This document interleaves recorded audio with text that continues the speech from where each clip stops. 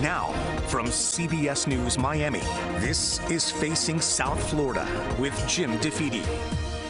Welcome to Facing South Florida. I'm Jim DeFede. With the 2024 presidential race now set between Donald Trump and Joe Biden, the general election is officially underway. And this will be the first presidential election in Florida since we lost our status as a swing state. Make no mistake about it, Florida is a red state, and the voter registration numbers tell the story. Republicans now have an advantage of more than 800,000 registered voters. In 2012, when Obama won the state, the Dems had a lead of nearly 600,000 registered voters. That means in 12 years, we have seen a nearly 1.5 million voter swing in favor of Republicans. And Miami-Dade County, once a Democratic stronghold, is slipping away as well. This week, I spoke to the Florida Democratic Party Chair, Nikki Fried, about the state of the Democratic Party. Chairwoman Nikki Fried, thank you for taking the time to speak to us.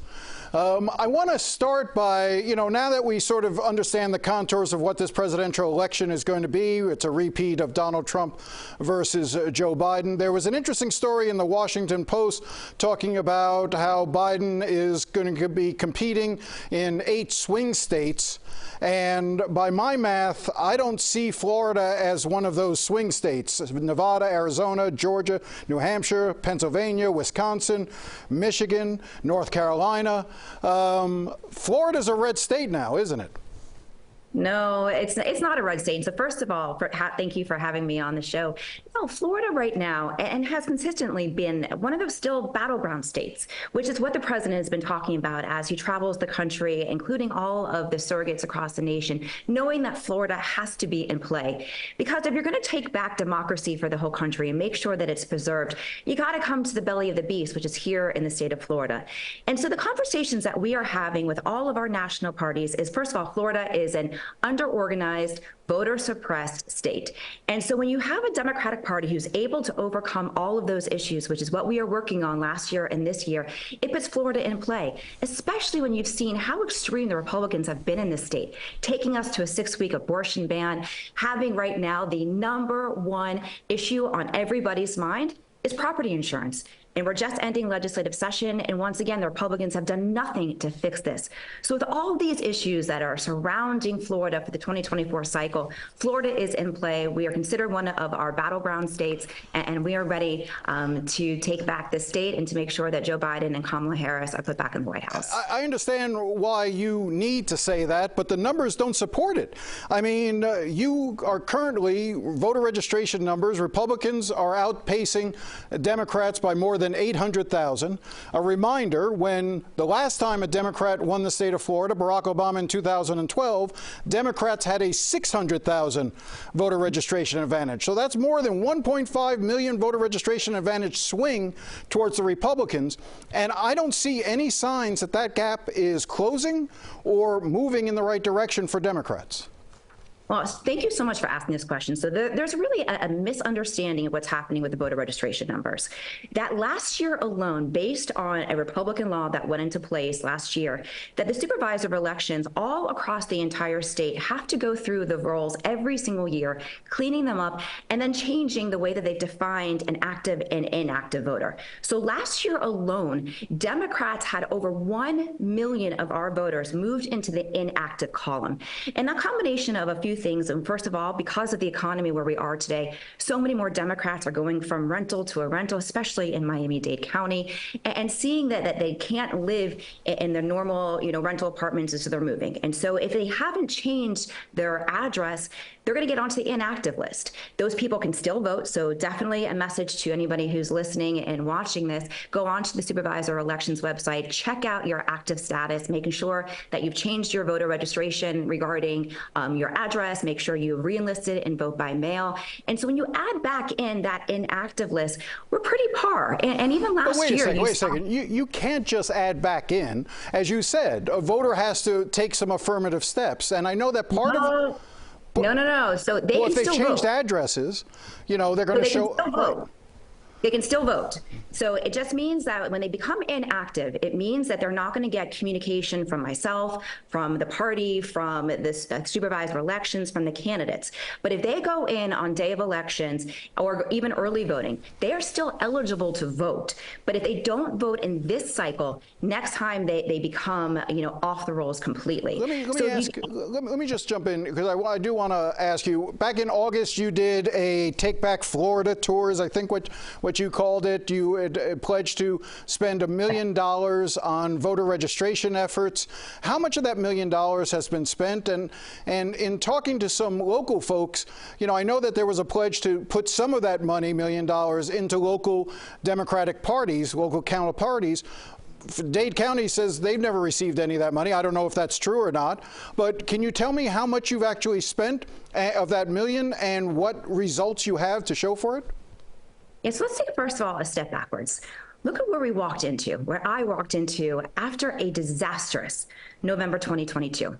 After that, and I was running for chair, people kept asking me, why in the world would you jump onto the Titanic after it hit the iceberg? And I believe so much in our state, born and raised in Miami, I love our state. And so when I came in and seeing that the party itself had not been doing voter registration inside the party for quite a few cycles. So one part of being able to register new voters is you have to make sure that the branding is right and that the people are trusting the Democratic Party. And so when I first came in, a big part of the first part of the year was rebranding, regaining that trust, making sure that we had the party apparatus that was ready to put the work on the ground.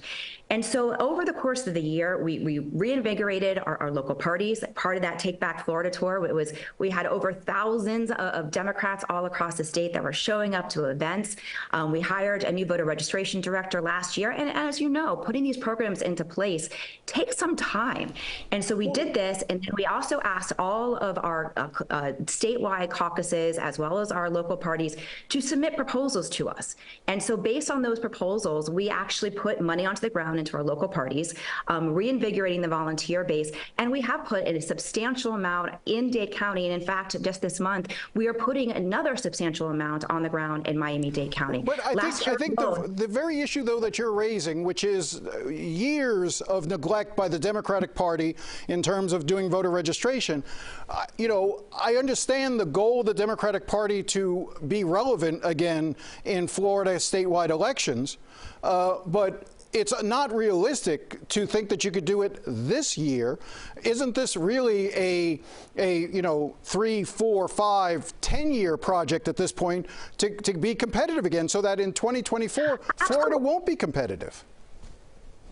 No, I mean, look at what the trend is happening all over the state. In 2023, we flipped Jacksonville, the first female mayor that we have had in Jacksonville. No one thought that the Democrats were going to take that. And look what just happened a couple of weeks ago. We flipped a seat in House District 35, which is the Orlando area, that had gone to the Republicans in the cycle beforehand.